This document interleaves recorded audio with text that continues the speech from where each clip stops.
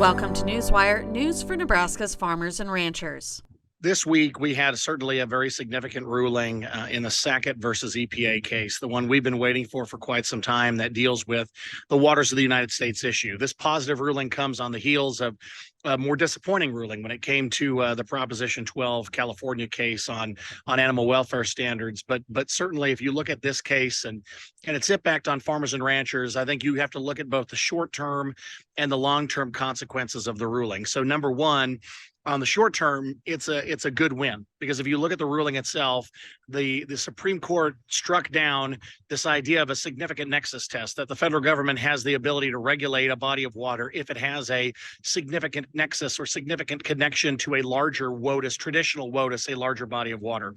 That test is gone, and it extends itself beyond wetlands. And certainly, if you look at, again, the fundamentals of this, not to get way in the legal weeds here, but on the short term, what they did is essentially say, no, EPA, that is not your authority. Your authority, as it's written in the Clean Water Act, is that you regulate you regulate waters of the United States, not things connected to waters of the United States. And so it has to be a direct connection. It has to be a clear connection, and it has to have water in it for a long time. It's not necessarily just temporary things. So the whole argument that we've had for quite some time on puddles and areas in a field that run only for a short period of time, it appears in our initial reading of this ruling is that is all gone. That is done.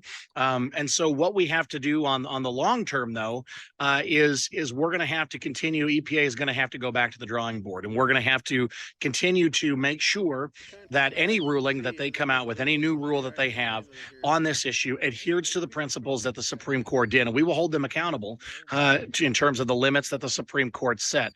This issue is not over. We had a big win this week. It is a very good day, but certainly we're going to have to be very, very careful in terms of how closely we monitor EPA and what they decide to do. Certainly from a Farm Bureau perspective, and the work that has been done on our members' behalf on this issue. Right now, you can see I'm standing next to a building. We're hosting a number of states at the American Farm Bureau Environmental Issues Conference here in Nebraska.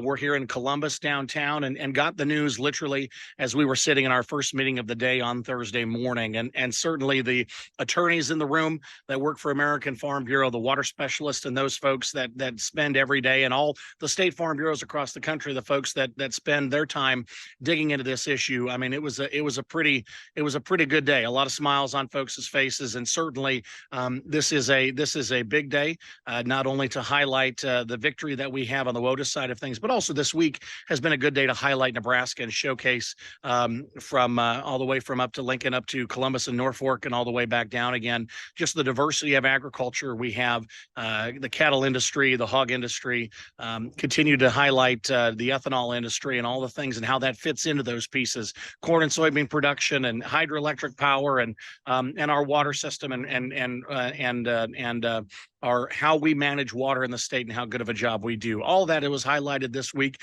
and I think the cherry on top was obviously the positive ruling on the Sackett case. So it's been a good week for us, and it's an important thing to kind of remember to highlight that it's not always easy to see.